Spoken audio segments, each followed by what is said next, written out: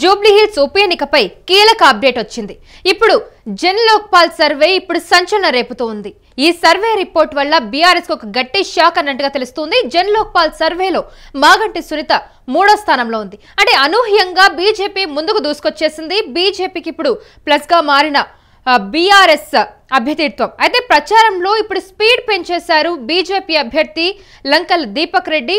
అయితే రేస్ లో ముందున్నారు కాంగ్రెస్ అభ్యర్థి నవీన్ యాదవ్.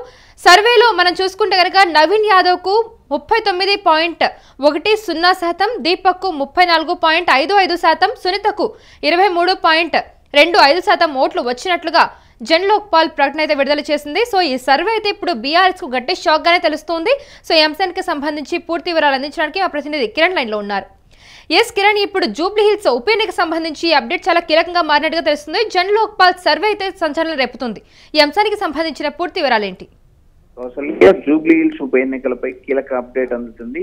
ఏదైతే జన్ లోక్పాల్ సర్వే సంచలనాలకు దారిస్తుంది. ఎందుకంటే బీఆర్ఎస్ సిట్టింగ్ సీట్ అయిన జూబ్లీ హిల్స్ ఎన్నికల్లో బీఆర్ఎస్ 3వ స్థానానికి పడిపోవడం ఆశ్చర్యకరమైన విషయం. ఎందుకంటే ఈ గత ఎన్నికల్లో ఏదైతే 2023 ఎన్నికల్లో బీజేపీ పార్టీకి 3వ స్థానం వచ్చింది. అయితే ఇప్పుడు అనూహ్యంగా దూసుకొని వచ్చి 2వ స్థానంలోకి వచ్చింది. అయితే ఈ వ్యవహారం చూసి ఈ ఎన్నికల సరళి చూసినప్పుడు అనూహ్యంగా బీజేపీ దూసుకొని వచ్చి ఎన్నికల రేస్ లో ముందుకు వచ్చింది. అంతేకాకోకుండా హోరాహోరీ ఫైట్ నడిచే అవకాశాలు ఉన్నాయి.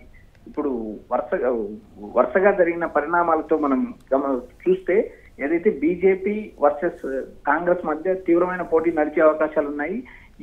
ఈ సర్వే చూసినప్పుడు కాంగ్రెస్ కేవలం 5% లీడ్ తో బీఆర్ఎస్ పార్టీ 3వ స్థానానికి పడిపోయింది. అంతేకాకుండా బీజేపీ ఈ రేస్ లో దూసుకురావడం ఆశ్చర్యంగా ఉంది. అంతేకాకుండా ఈ జూబ్లీ హిల్స్ ఉప ఎన్నికల్లో ప్రచారంలో అటు కాంగ్రెస్, ఇటు బీఆర్ఎస్, అటు బీజేపీ హోరాహోరీగా ప్రచారం చేస్తున్నాయి, ఇంటింట ప్రచారం నిర్వహిస్తున్నాయి. అంతేకాకోకుండా ఏదైతే గతంలో 3వ స్థానం ఉన్న బీజేపీ అభ్యర్థి దూసుకుని వచ్చి ప్రచారం చేయడం, అంతేకాకోకుండా బీజేపీ కీలక నాయకుడు ఏదైతే కిషన్ రెడ్డి కేంద్ర మంత్రి ఉన్నారో కిషన్ రెడ్డి, లంకల దీపక్ రెడ్డితో పాటు బీజేపీకి సంబంధించిన తెలంగాణకు సంబంధించిన కీలక నేతలందరూ జూబ్లీ హిల్స్ ఉప ఎన్నికల ప్రచారంలో పాల్గొంటున్నారు. కౌసల్య, అయితే ఇప్పుడు ఈ ఫలితాల వల్ల, అంటే ఈ సర్వే ఫలితాల వల్ల ఇప్పుడు జూబ్లీ హిల్స్ రాజకీయ సమీకరణలు ఏమైనా మారే అవకాశం ఉందా? కౌసల్య, కాంగ్రెస్ నవీన్ యాదవ్ 39.10% ఉంది, దీపక్ రెడ్డికి 34.55% ఉంది, సునీతకు 23.25% ఓట్లు వచ్చేలాగా సర్వేలలో తేలింది. అంటే ఇక్కడ బీజేపీ కాంగ్రెస్ కి 5% తేడా ఉంది. కాంగ్రెస్ కు బీజేపీకి దాదాపు 16% తేడా ఉంది. అయితే ఇక్కడ ప్రధానంగా గత ఎన్నికల్లో విజయం సాధించిన బీఆర్ఎస్ పార్టీ అనూహ్యంగా 3వ స్థానానికి వెళ్తుందా అంటూ ఊహాగానాలు వస్తున్నాయి. అంతేకాకుండా ఈ సర్వే చూసినప్పుడు పలు అనుమానాలు తావిస్తుంది. ఎందుకంటే పార్లమెంట్ ఎన్నికల్లో బీజేపీ 8 స్థానాలు గెలవడం, బీజేపీ కీ రోల్ పోషించడం, అంతేకాకుండా బీఆర్ఎస్ పార్టీ లోక్సభ ఎన్నికల్లో 0 సీట్లకు పరిమితమైంది. ఎస్ కిరణ్, ఇప్పుడు ప్రస్తుతానికైతే ఇప్పుడు ఎక్కువగా పొత్తు, అంటే ముందు నుండి కూడా కాంగ్రెస్ అండ్ బీఆర్ఎస్ కి పొత్తుందని చెప్పి చాలా మంది మాట్లాడుకున్నారు. అయితే ఇప్పుడు ఈ సర్వేలో బీఆర్ఎస్ అయితే 3వ స్థానంలో ఉంది. మరి ఇప్పుడు ప్రచారంలో ఏమైనా వేగవంతం చేసే ప్రయత్నం ఏమైనా చేస్తారా? ఇప్పుడు బీఆర్ఎస్ ఏ విధంగా ముందుకెళ్లే అవకాశం ఉంది ఈ సర్వే తర్వాత?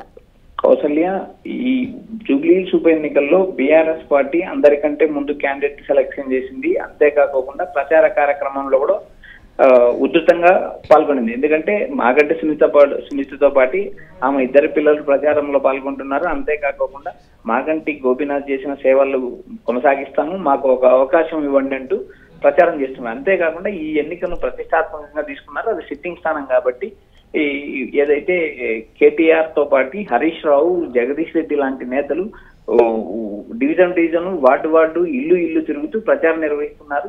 ఈ ఎన్నిక అత్యంత ప్రతిష్టాత్మకంగా తీసుకున్నారు. అయితే ఇప్పుడు లోక్ జన్పాల్ సర్వేలో 3వ స్థానం రావడము ఆశ్చర్యకరంగా ఉంది. అంతేకాకుండా అధికార కాంగ్రెస్ పార్టీకి బీఆర్ఎస్ పార్టీకి దాదాపు 16% ఓటింగ్ తేడా ఉండడం అనేది ఆశ్చర్యం కలిగిస్తుంది. అంతేకాకుండా గత ఎన్నికల్లో 2023 ఎన్నికల్లో 3వ స్థానానికి పరిమితమైన బీజేపీ అనూహ్యంగా దూసుకొని వచ్చింది, 2వ స్థానానికి వచ్చింది. అయితే గత పార్లమెంట్ ఎన్నికల్లో ఏదైతే బీఆర్ఎస్ పార్టీ 3వ స్థానానికి వెళ్ళి 2వ స్థానంలోకి వచ్చిన బీజేపీ అదే స్ట్రాటజీతో ఎన్నికలకు వెళ్తుందా, అదే విధంగా గ్రౌండ్ లెవెల్లో పోరాటం చేస్తున్నా, అంతేకాకుండా గ్రౌండ్ లెవెల్ స్థాయిలో ఓటర్లతో మమేకం అవుతున్నారు.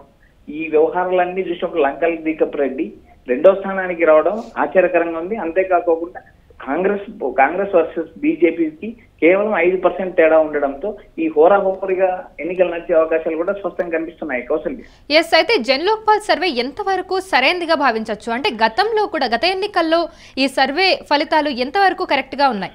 కౌసల్య, రాజకీయాల్లో ఇది జరుగుతుంది, ఇది జరగదని చెప్పలేం.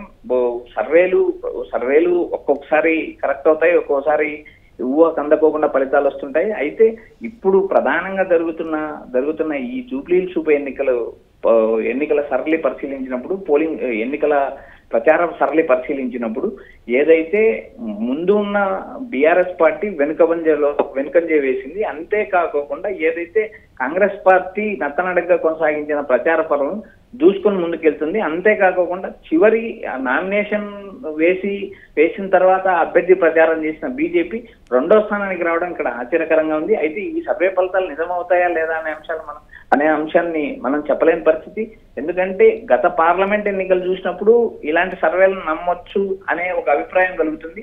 అంతేకాకుండా ప్రతిసారి ఈ సర్వేలు నిజమవుతాయని కూడా చెప్పే పరిస్థితి లేదు. ఎందుకంటే సర్వేలు రకరకాల కోణంలో చేస్తుంటారు. అవి తీసుకున్న శాంపిల్స్ 100 మందిని తీసుకోవచ్చు, 200 మందిని తీసుకోవచ్చు, లేదు లక్షలో 1% తీసుకునే సర్వే శాంపిల్స్ బట్టి మనం విజయావకాశాలను పూర్తిగా చెప్పలేము. అయితే ఇప్పటికి వచ్చిన సర్వే ప్రకారం, ఇప్పటికి మనకు అందించిన సమాచారం ప్రకారం, ఏదైతే లోక్పాల్ జనరల్ సర్వే ప్రకారం బీజేపీ వర్సెస్ కాంగ్రెస్ హోరాహోరీగా ఇద్దరు నడిచే అవకాశాలు ఉన్నాయి. బీఆర్ఎస్ కు 3వ స్థానం ఉంది. అయితే కొద్ది రోజుల తర్వాత పోలింగ్ సర్వే పరిశీలించిన తర్వాత ఈ ఫలితాలు ఎలా మారతాయి అనేది మనం నవంబర్ 14 చూడాలి. కౌసల్య, ఆల్రెడీ ఇప్పుడు కాంగ్రెస్ అభ్యర్థి నవీన్ యాదవ్ అయితే ముందుగా అంటే ప్రచారం అయితే జోరు పెంచేశారు. సో ఇప్పుడు బీజేపీ అభ్యర్థి లంకల దీపక్ రెడ్డి ఏ విధంగా ముందుకెళ్లే అవకాశం కనిపిస్తుంది? ఎందుకంటే ఇప్పుడు 2వ స్థానంలో బీజేపీ వచ్చేసింది. సో ప్రచారంలో ఏ విధమైన వ్యూహంతో ముందుకెళ్లే అవకాశం ఉంది?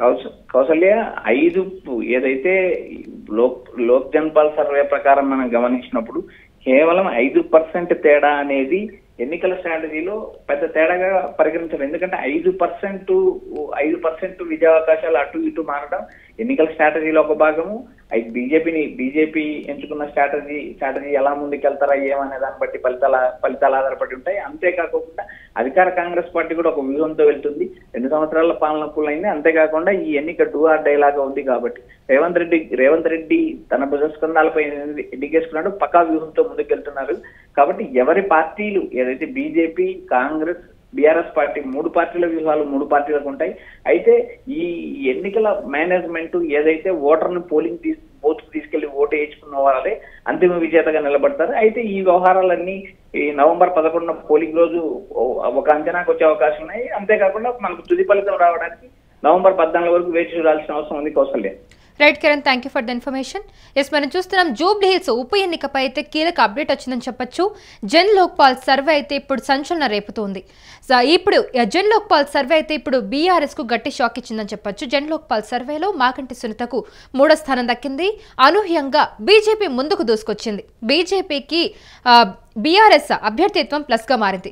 అయితే ప్రచారంలో ఆల్రెడీ స్పీడ్ పెంచేశారు బీజేపీ అభ్యర్థి లంకల దీపక్ రెడ్డి. అలాగే రేస్లో ముందున్నారు కాంగ్రెస్ అభ్యర్థి నవీన్ యాదవ్. సర్వేలో చూసుకుంటే కనుక నవీన్ కు 39.10% ఓట్లు, అలాగే దీపక్ కు 34.55% ఓట్లు, సునీతకు 23.25% ఓట్లు వచ్చినట్లుగా జన్ లోక్పాల్ ప్రకటనలో అయితే విడుదలైంది. సో ప్రస్తుతానికైతే ఇప్పుడు ఈ సర్వే సంచలనంగా మారిందని చెప్పొచ్చు. సో ఈ సర్వే ఆధారంగా చూసుకుంటే ఇప్పుడు కాంగ్రెస్ ముందడుగేసింది, తర్వాత బీజేపీ, తర్వాత బీఆర్ఎస్ 3వ స్థానంలో అయితే ఉంది. మరి ఈ అంశానికి సంబంధించి బీఆర్ఎస్ మరి ఏ విధంగా ముందుకెళ్తుంది, ప్రచారంలో ఏమైనా వ్యూహాలు రచిస్తూ ఉందా అనేది చూడాలి. సో మొత్తానికైతే ఇప్పుడు ఈ ఎలక్షన్స్ రిజల్ట్స్ వస్తే గానీ అసలు ఎవరు గెలుస్తారని చెప్పలేనంత ఇదిగా ఉంది. ఇప్పుడు సర్వే చూస్తేనే తెలుస్తూ ఉంది. సో ఎప్పుడు ఏమన్నా జరగచ్చు, సో ఎవరైనా గెలిచొచ్చు అనే విధంగా ఉంది. ప్రస్తుతానికి అయితే జూబ్లీహిల్స్ ఉప ఎన్నిక అంశం అయితే కీలకంగా మారిందని చెప్పొచ్చు తెలంగాణ రాజకీయాల్లో.